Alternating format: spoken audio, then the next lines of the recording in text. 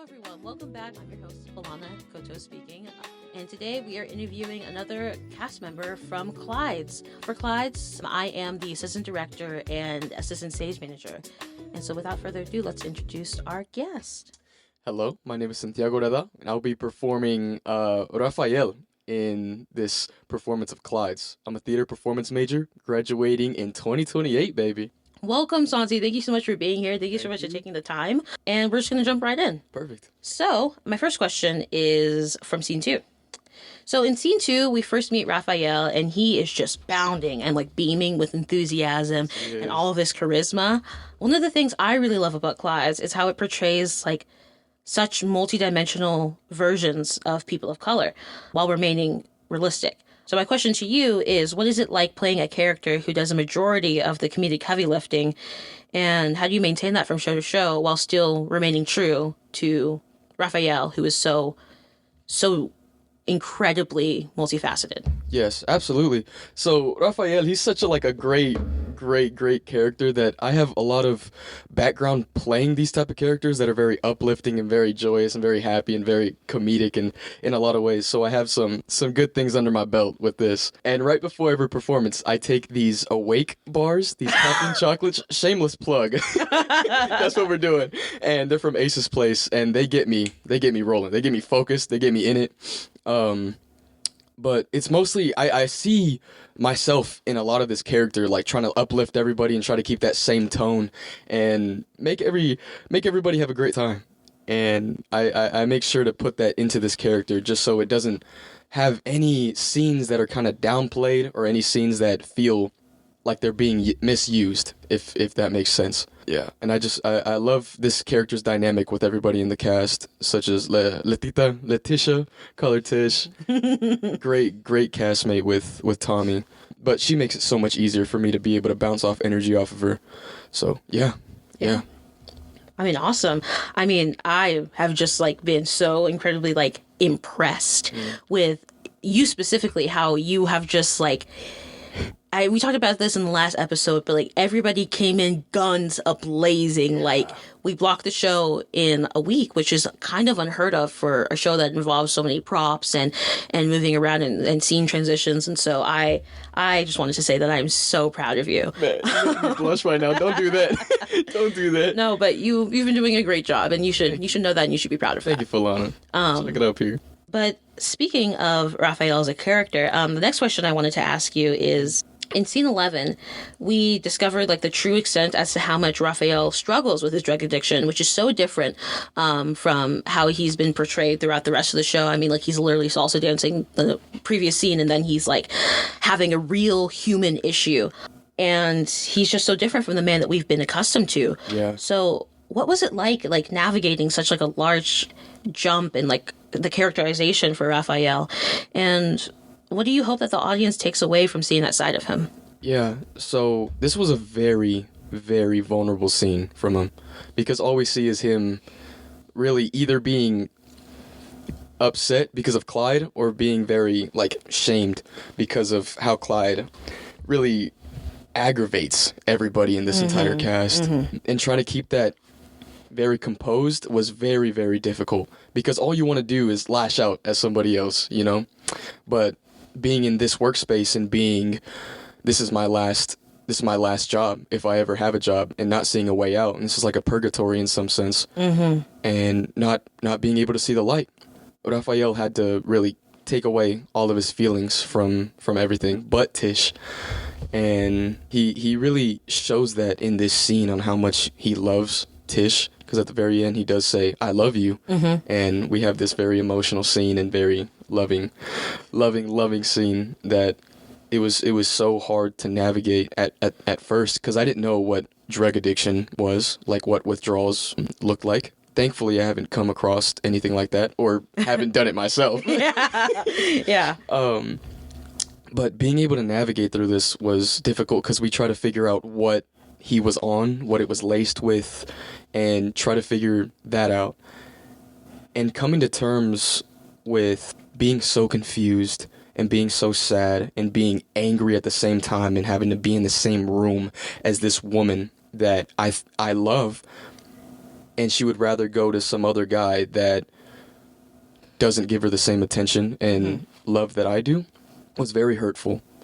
And channeling that went into like a really deep place in my mind because I've been through this situation before and it hurt a lot. Yeah. So I had to channel some of that to be able to bring this character so in tune with myself and try to make it as human as possible because you see a lot of performances that are like, oh, that seems so forced. Yeah. It seems like, oh, you're overreacting. That's not how a person would react.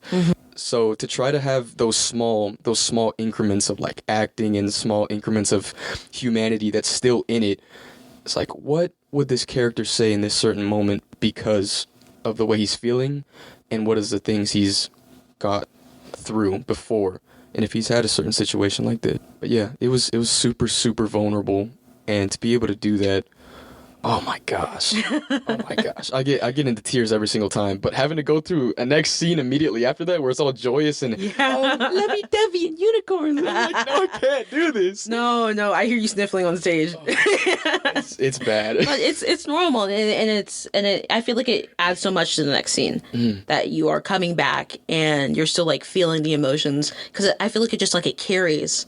Like, you're just, like, riding on top of that weight, and you bring everybody else with you. And so yeah. I personally think it works. Yeah.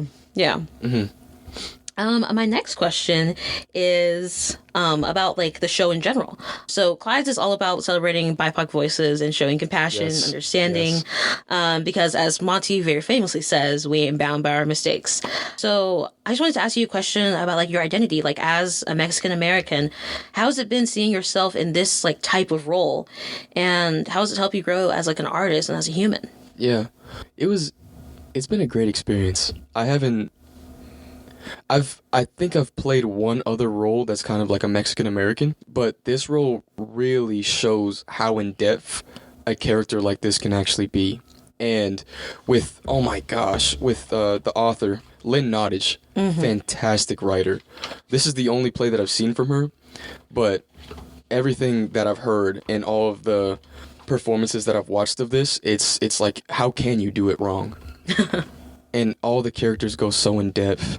And I love that I was able to like channel my Hispanic heritage into this, especially with all the salsa dancing and all that, and being able to spread so much positivity. Because in the Hispanic culture, it's very, very like frowned upon to be like, not exactly like sad, but to be, it's so graceful to be able to be happy and joyous and spread that positivity and spread love, especially through food. Food is such a big thing in this play, and I've gained 15 pounds from being here. So I'm gonna be honest, food has been a good thing. It's been a really good thing, and I'm just so in love with food, and him making the sandwiches and him describing the sandwiches. I felt in the position to just say it with how much I love food. And he's like, this guy loves food even more than probably I love food. And just being able to say all these things and how true Lynn stays to each culture, I think is so amazing. And this has like really helped me as an actor to see what type of roles that I really want to be in. Like, this role is fantastic, but it really showed how much in depth I can actually go with a character. I've played really surface characters in the past, but this character has been so fantastic, and I thank all the acting teachers we've had with Liz, and then Stacy.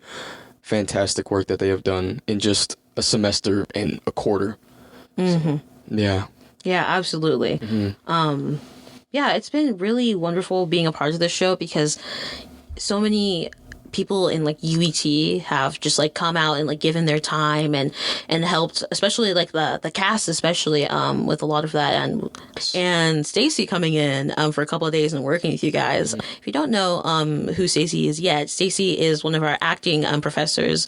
Professor Stacy Yan she's very much forces you to really sit down and look at the text and do what they're telling you to do while also using your head. She's a very cerebral person. And so I think that after she has worked with you guys, it is like I saw a shift personally. And so it's just been really amazing to have so many people care about us and like come out and like support.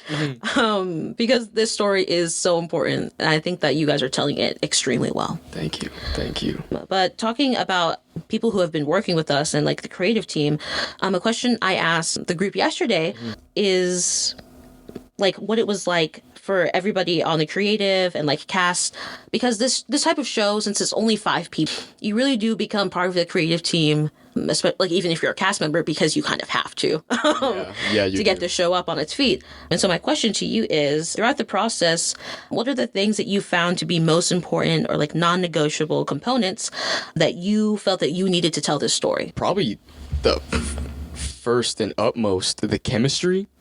We needed to be in the room at all times and not be separate.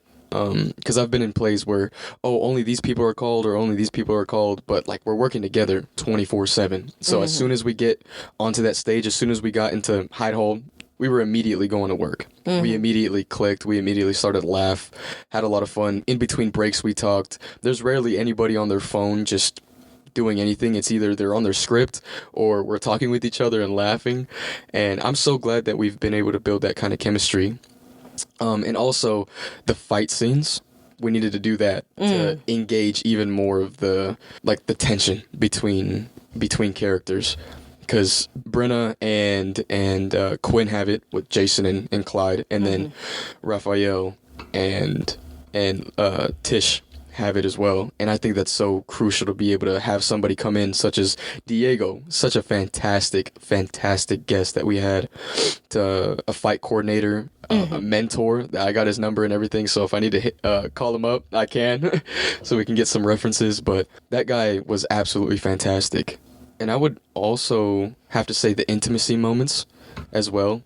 Those were a big, crucial part in actually bringing the characters to life. And I don't think we could do the show without the intimacy or without the fight scenes. I believe it takes away from the performance to be able to hold back from the audience when the audience is supposed to be experiencing this. It's not... We can experience it all we want, but if it doesn't come off right to the audience, it's not going to mean anything at the end of the day. And then they're just going to look at us and like not understand what we just said. Yeah, and the most crucial note that I got was enunciation, and to be able to pronounce words properly and make sure that I clearly state what I'm saying and have objective words to be able to go off of. So thank you, Stacy, for all those notes, and Liz. Goodness gracious. Yeah. Yeah, I would 100% agree with everything that you're saying. I just wanted to say that it has been, I feel like I just keep saying the same thing, but it has been so interesting to see all of you guys like work through all of the notes, and they're incredibly receptive. Like you give a note and then they do it. And so there's just like, and so I think that's the reason why we've been able to move so quickly. And then also bringing Diego in. For those of you guys who don't know who Diego is, Diego Viada is a professor at St. Mary's College in Maryland, but he is also a fight choreographer, and he travels around. He actually graduated from UE in 2006. Yes, he did. Go Aces! Go Aces! And he's like a personal friend of Liz, and so Liz asked him to come in, and he so graciously took time out of his busy schedule to come and talk to us. And he just has such a wealth of knowledge. He's actually, I misspoke, he's actually a doctor. He has his PhD in theater pedagogy. And so he is such like a bright light as like a person, but he also has like the ability to like get people to focus in and do the thing safely and efficiently. Yes. And so it's been great getting to know him and like networking with him. He's amazing. So if you need a fight choreograph for a show that you're doing, call Diego up. And so one of my last questions that I have for you today is a question that I also ask everybody else is, as working professionals, often there are new discoveries made each day in the rehearsal room. So what have been your favorite moments from throughout the production that you wanted to share? Like funny ones, or like, ooh, that was like a mistake that almost like was a little dangerous, but it's okay because it ended up working out. Like stuff like that. A lot of my food falling on the floor. It either fell behind the stove or I had to like, because we're working with meat, right? Frozen meat, and I had to put like completely separate the meat into separate bins just so it doesn't contaminate everything else. And me continuing to forget that almost every single time, I was just like, I felt the tension in the room. It's like, why did you do that? Don't do that. Don't do that. It's like, grab a container and separate. My uncoms being like, oh, Santi, you just gave everyone food poisoning. Ow! It's cooked food. It's pre-cooked. That was probably the really big crucial part. But yeah, I would have to say the food part has been the most fun. Being able to make such unique sandwiches. So if there's anything else that you want to talk about or like say before we end, go ahead. Yeah. Absolute shout out to the entire creative team that have put this together. Hillary, thank you so much for coming in and giving us the costumes. For a little bit of context, Hillary Rubio is our guest costume designer. She's also a graduate of UET in 2018. Go Aces. Go Aces. And she has come back to design all of her costumes for CLYDE'S. Yeah, and she's based out of Chicago, and she's in Chicago right now working. And sadly, this is her last day with us until she has to go back. But it's been an absolute pleasure working with her. And the entire, like, wardrobe. So I'm going to go Evie. And then we got Alyssa and Josie, Alex, Hillary. All those people have Miss Jean. Miss Jean. Goodness gracious, they have been so amazing in putting all of the characters actually to life in this play, because we a lot of the creative aspect is in the characters' physical appearance and being able to show that, because we have such talented individuals backstage working every single day 24/7 nonstop trying to make everything come together. So amazing. And Alex Hatton, thank you for those shoes, because they are freaking amazing. Yeah. I love those shoes. It's just the doodles, the hearts, the Supreme, the Gucci and Adidas. I couldn't be more happy with those. Yes, they're so absolutely beautiful. Alex and Josie are now our associate costume designers for CLYDE'S, and they've just been working around the clock along with our wardrobe team. Head of wardrobe is Evie, and then her assistant is Alyssa, and they've just been so accommodating with all of the changes. And me and Gage going to them like behind being like, oh, Maya said that we need to change something, or Hillary said we need to change something. They're so gracious about it. And yeah, just getting the show up has been so incredibly, like, they are the reason that we have this show exactly right now. Yes. That's all them. That's all the creative team. We just kind of there to just do what we do and act. But they bring everything together, and we can't do it without them. And we cannot. Absolutely. Anything else? That's it. Okay. Thank you, Falana. You're such a great host. First time, but it feels like you've done this before. Well, thank you. And thank you so much to everybody who's listening right now. If you're listening at a time that is before February 23rd, there's still an opportunity to come see the show. Yes. The 15th and 16th are sold out. Exciting, but a little sad. Yeah. But we do have shows from Tuesday up until Sunday of next week. So that's February, I believe, 18th through the 23rd. We have shows. So just go up to the University of Evansville ticket office, or just Google CLYDE'S University of Evansville Theater, and you can get your tickets online. Thank you so much for joining me today, Santi. It has been such a pleasure. And you did very well. Thank you. Stop it. Thank you. Thank you so much. And we'll see you for the next episode tomorrow. Catch you on the flip side. Catch you on the flip side.